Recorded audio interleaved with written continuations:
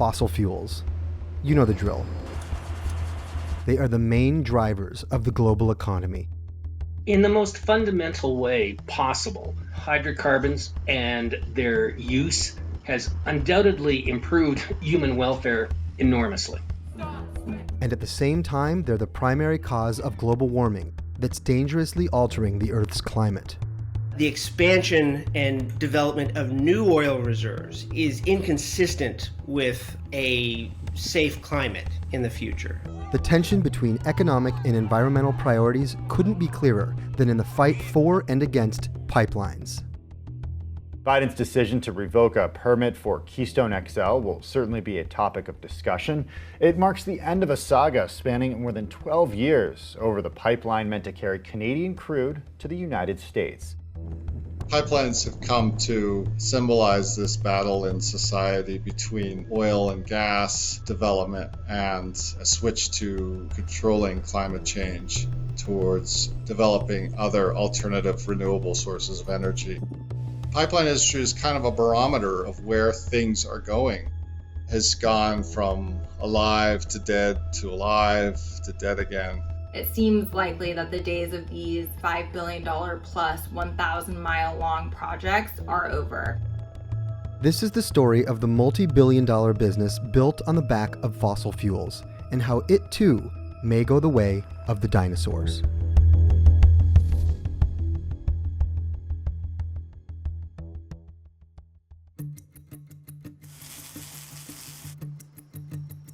There's no doubt that oil and gas made the world what it is today. Once reliant on foreign oil predominantly in the Middle East, the U.S. became closer to its perennial quest for energy independence within the last decade with advances in fracking. About 10 years ago is the start of what we consider the Shale Revolution, and that's when we combined hydraulic fracturing and horizontal drilling, and we just unleashed this record amount of U.S. oil and gas supply. The Shale Revolution has had its own ups and downs, but regardless of fluctuations in supply and demand, we always need to move the stuff around. To support this massive growth in oil and gas production, you need this suitably large underground network of pipelines to move those products to export terminals, to power plants, to refineries and petrochemical facilities. These are not small ventures. They're thousands of miles long just for one pipeline alone. They cost billions of dollars. They require massive permitting at the federal level. And so it was that the Shale Revolution led to a pipeline boom. But that boom ultimately triggered an explosion of lawsuits broadly led by environmentalists.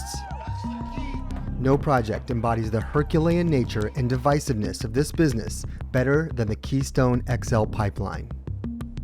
The Keystone XL Pipeline is like a diagonal line from the middle of Alberta down to Houston, Texas. It cuts through the U.S. states of Montana, South Dakota, Nebraska, Kansas, Oklahoma, and Texas. A project of this scale faces varying permitting systems from state to state, as well as multiple run-ins with a host of conflicting interest groups. The Keystone XL pipeline embodied a lot of the elements that pipeline opponents hated so much about the industry. It was massive, more than 1,000 miles long. It carried oil from the Alberta oil sands, which a lot of folks call tar sands because it's a particularly heavy grade of crude. It went through private land, indigenous land. It wasn't even carrying American oil and gas. So I think a lot of folks saw it as something that represented everything they hated about the fossil fuel and extraction industries. This is environmental activist Anthony Swift from the Natural Resources Defense Council. And suffice it to say, he's not a fan of oil pipelines.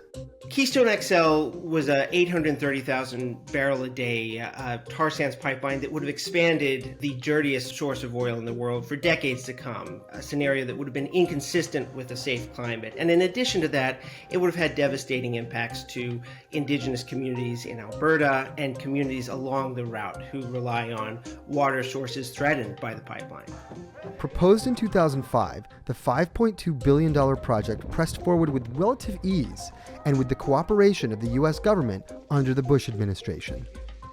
This is Dennis Mcconaughey, a former executive at TC Energy, the pipeline company behind Keystone. As you could imagine, he has some strong opinions about the industry, environmentalists, and the Biden administration.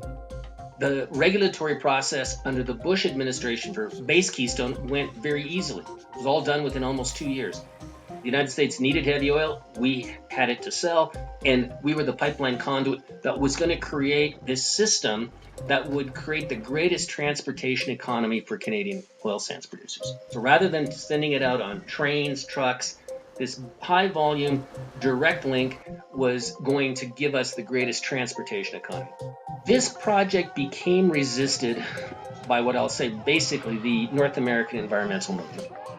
The reality is there is no conceivable way that we can continue to use the same amount of oil we're using today without creating catastrophic climate impacts. The reign of oil has to come to a close if we're going to have a safe climate. And fortunately, we have the replacements and alternatives available today.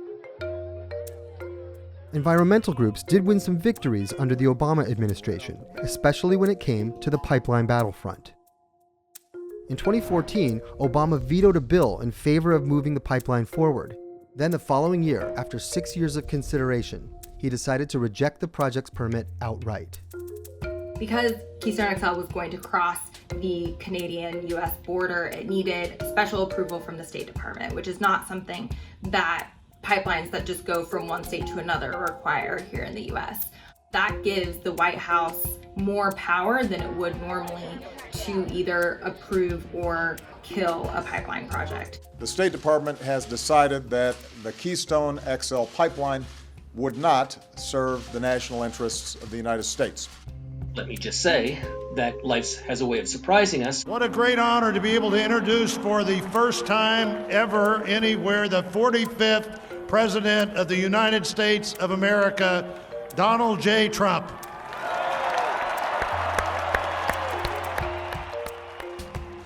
Trump giving them a permit in early 2017. Keystone Pipeline. Legal interventions caused that permit to have to be reissued back in 2019. And it took that length of time before TransCanada and its shippers, who had to be reassembled commercially, started to construct the project in 2020. The pendulum once again swung in the other direction when shortly after his inauguration, President Biden halted the pipeline's Phase 4 construction, which was to cut over 500 miles and run straight through a national landmark area in Nebraska called the Sandhills. I'm visiting you from Wane, Alberta, and until a few days ago, this was kind of ground zero for construction of the Keystone XL Pipeline. That all pretty much came to a halt a few days ago.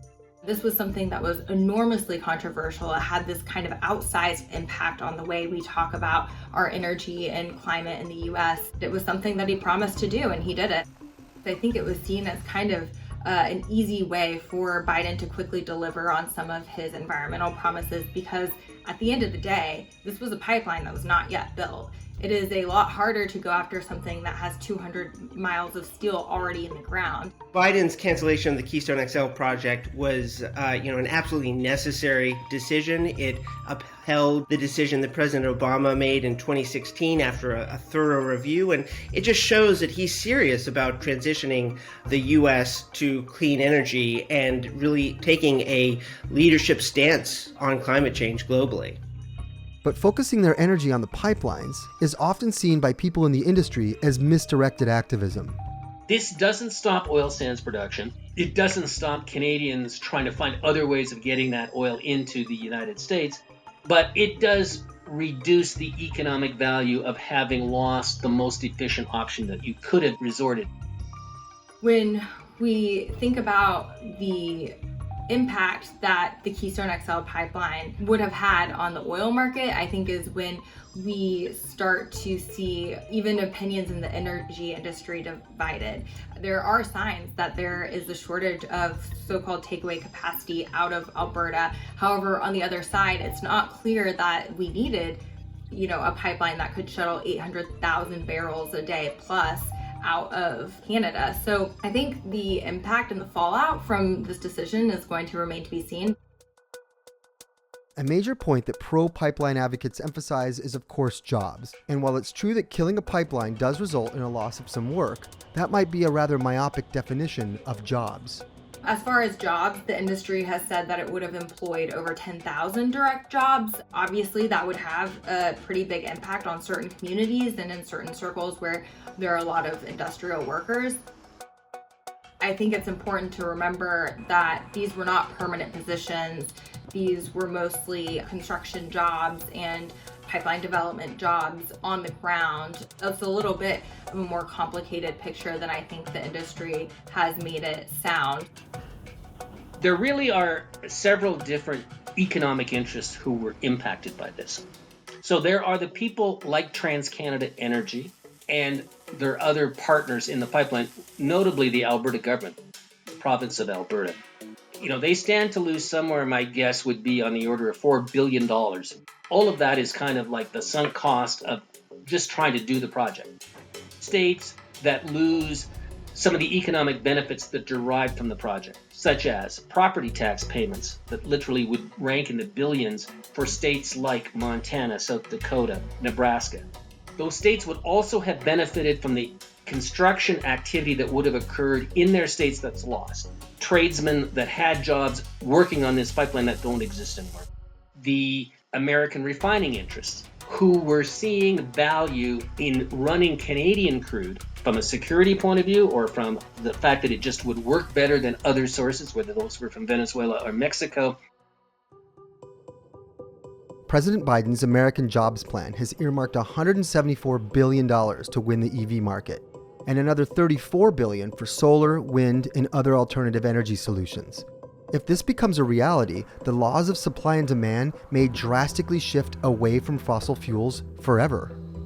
Biden's job plan is a really important foundational step in building an economy that's on the basis of clean energy and supports the just transition of workers from efforts to expand oil production, contrary to our health and safety, to projects that allow us to clean it up. Demand could be nearing a peak, whether it be electrification of vehicles, demand for oil will stop growing, development of resources in the oil sands. The oil here will keep being pumped out, but there won't be as much need to expand oil production in Canada. The demand for new pipelines will be less.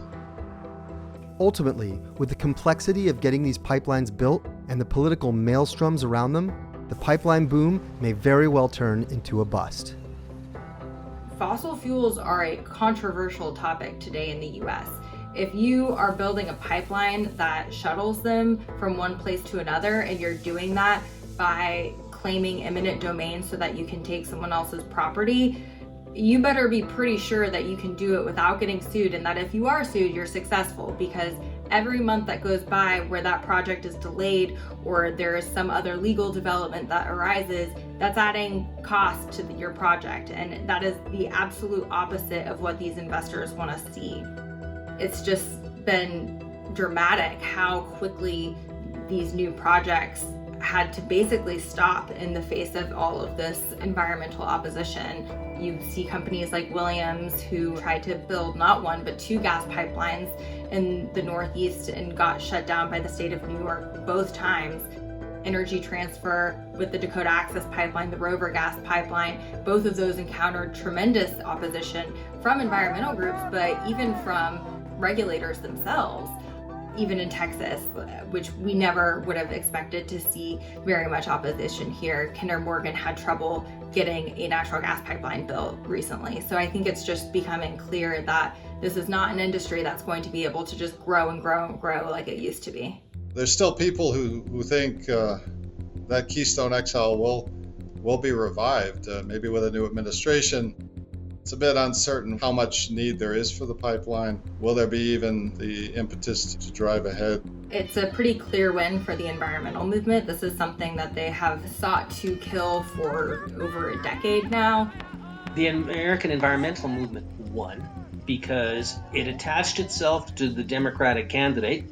That person won. He followed through on his commitment that he would deny this project.